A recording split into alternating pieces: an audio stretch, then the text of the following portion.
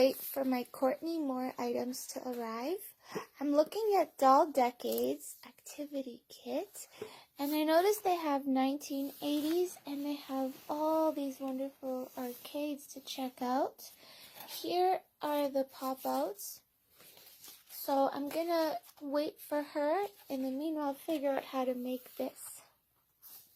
So, I remember I was doing a whole bunch of these DIYs before on the table, but this DIY is very big, so I'm going to be doing it this way. So I'm using Doll Decades, Craft Your Way Through the Years, and this is really fun because it not only shows all the Be Forever doll years, it starts from all the Be Forever girls, but it also shows you the best DIYs to make. So, Doll Decades.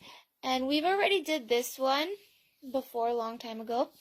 And there are other ones, that's for sure. There's a lot of cute ones.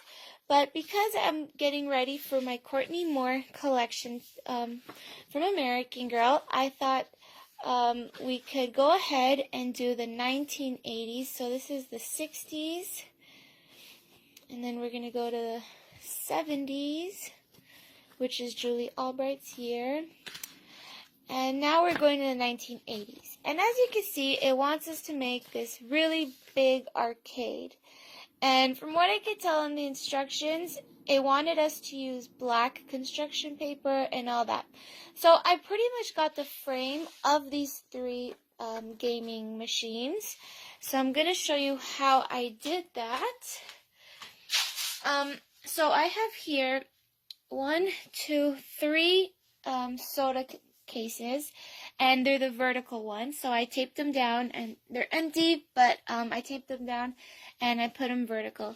Now I have 3 other soda containers, but these ones are are squares, not rectangles.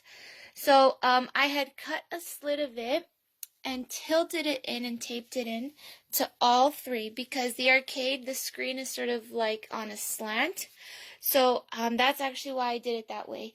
And now because I want the doll to stand on obviously the arcade, I made these 3 stands, but because I don't want to block the entrance here, I'm going to make it optional where I put it to the side so I have some space to walk because I do want to keep this area as the doll arcade. So I'm going to go ahead and place the doll here, measure it, so that she can still play. And of course I have to paint it and add all the features and buttons and stuff.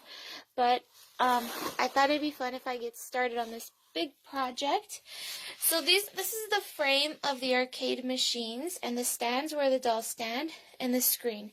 But of course now I gotta paint it. I'm going to use white paint because I have a lot of that paint left over from when I did my bedroom.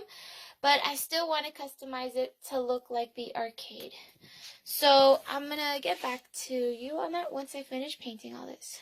Okay, so it took some effort and I got paint all over my hands after really washing it. It's very strong paint, but I did wrap the bottom parts in paper because I just thought that was easier. And then I painted the top parts white. And here are where the dolls stand, and I placed them in front, but the paint is still wet, so I'm going to let it dry. And then we're going to go ahead and customize it into the way it looks like in this picture. So as you can tell, they have like little knobs and stuff for the gaming things. I'm going to go ahead, look through my toys and little trinkets and see what I can find.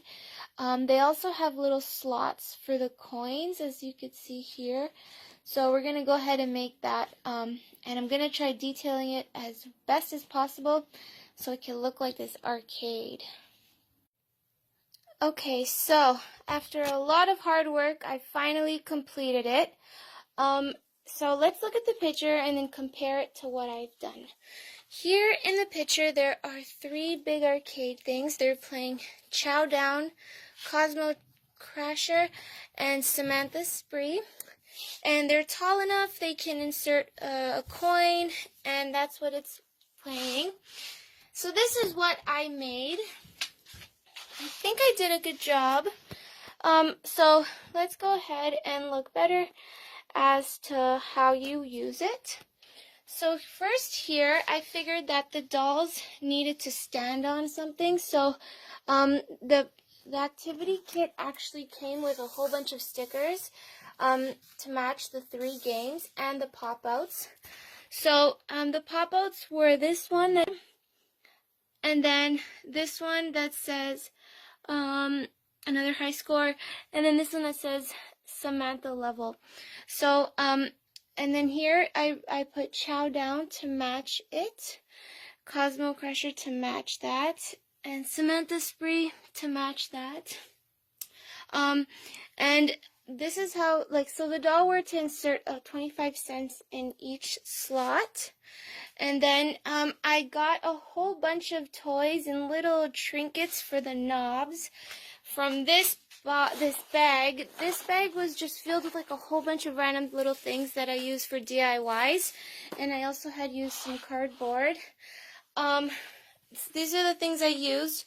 I used these 3 color paints for the boxes, and white paint, and some glue gun. So I had found a whole bunch of little trinkets for the knobs, and I had glued them down as like joysticks and stuff like that, because in the picture that's what they pretty much look like they're using. So I did try to match it, and I think I did it. It looks like little knobs and stuff. So the stickers on the bottom match the game, and I think it looks a lot of fun. So let's go ahead, place the doll here. And now she's like totally playing Chow Down. Let's put another doll here, like that. And she's playing Cosmo Crasher. And then we have another dolly here who is going to play Samantha Spree. Now that looks like an arcade. And I'm going to leave it in this area.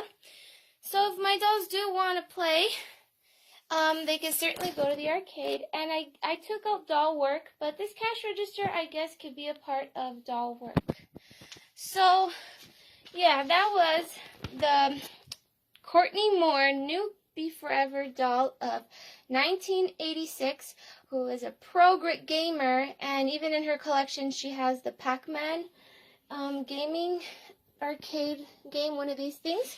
So I thought it'd be lots of fun to do the doll decades in the 1980s and, yeah, do this arcade DIY. So I'm pretty happy by how it turned out, and I guess you'll see it in a stop motion.